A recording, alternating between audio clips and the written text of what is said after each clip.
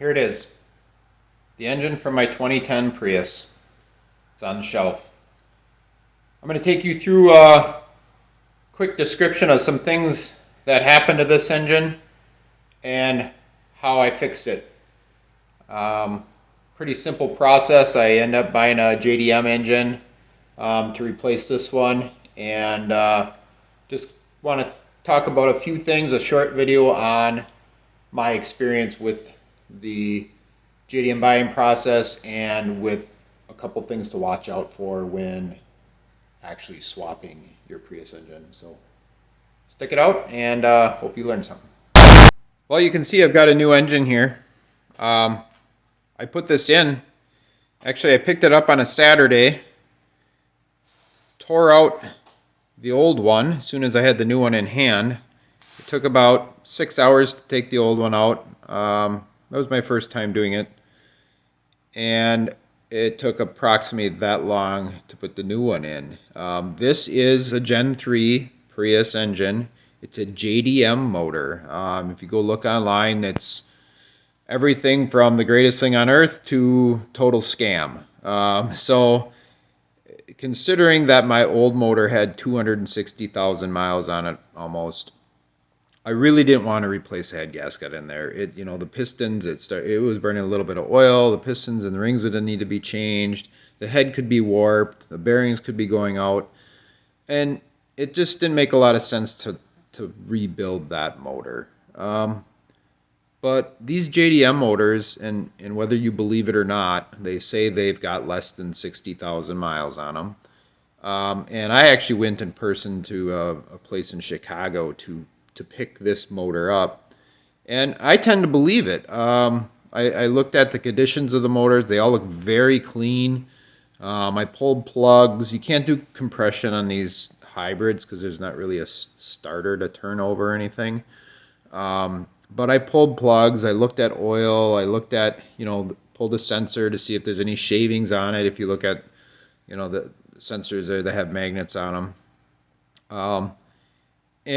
And it was just clean. Everything was clean about it, and the guys I worked with were pretty helpful. So I took a chance. I picked this motor up for a pretty good cost and brought it home and put it in. Now, I want to talk about some of the things that you got to watch out for. Obviously, is these hybrids or really any vehicle now is very highly computer controlled, right? So everything is monitored, every connection is monitored, everything is very important in terms of getting codes.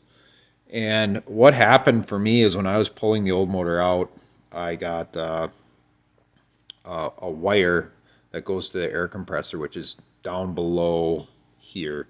It's actually very bright orange, but you can't see it with the lighting I have here. It's under there. And I'm like, oh, I don't have to pull that off. It's tucked against the radiator and everything. Well, in pulling this out, something got caught on it, and it got pulled, and that wire wraps all the way around back here, and it comes, and it actually is connected to a harness that's in your MG2. And I didn't know it because I saw that wire, and I checked all these after I noticed that wire was pulled pretty hard. And I got it all in, started it up, and I got the yellow triangle, and it wouldn't move. I'm like, oh man, I made this thing worse than it was before, right? Well, it turns out, backside of the transmission over here, down below, there's a 6-pin wiring harness, and that had gotten pulled entirely out. Every wire was pulled out of that harness. And as soon as I found that and was able to depin that harness, resolder it, get it sealed up again and plugged in, everything started and ran fine. I didn't get any sensor oddities with this motor. People talk about their mass airflow sensor not working. I just plugged. This mass airflow sensor is my original one. The JDM motor didn't come with the airbox. It came with the snorkel here. I don't know what this piece is called, but the actual tube into the throttle body. It came with that and the throttle body, but the airflow sensor and the airbox were my originals. The other thing that was different is there's a small valve for the EGR system, this thing, and it had a little bit different size hose on it, and I really don't want to take any chances on it. I think this one would work, honestly, but I noticed it was a little different, so I just swapped them. I don't think it, like I said, I don't think it'd matter, but it was something I could take off in like 5 minutes and just swap out from my other motor, and I knew both of them worked. So so that's really about it. I mean, everything seems to be working great. I've only got 100 miles on it, so since the swap, but there's no smoke. Engine ride, is really smooth. There's no coolant usage, no oil usage. The oil's really clean. Everything is very good. So if you're looking into just getting a different engine for your Prius and aren't afraid of swapping it out, I would recommend this route. It seems legit. We'll find out over time, but if I can get another 2 or 3 years out of this car, I'd be really happy with it. So thanks for watching, and good luck. If you're enjoying this content, please like and subscribe. I'd appreciate it. Thank you. This old Prius engine up on the shelf, and I don't really know what I'm going to do with this.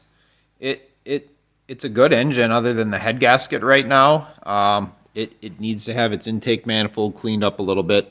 There's a lot of buildup in here. It's got a new PCV valve. Everything works on it. It just has a lot of miles on it. So it's one of those situations where it's like, man, I know this is a good engine. Do I just throw a head gasket in it and try to sell it to somebody that needs one for a good price, or junk it? I guess throw some suggestions in the comments for me. Are these things worth enough on eBay to make it worthwhile to part it out? I don't know. So hopefully we can get some interest in this guy, because sooner or later I got to get rid of it. So, all right, take care.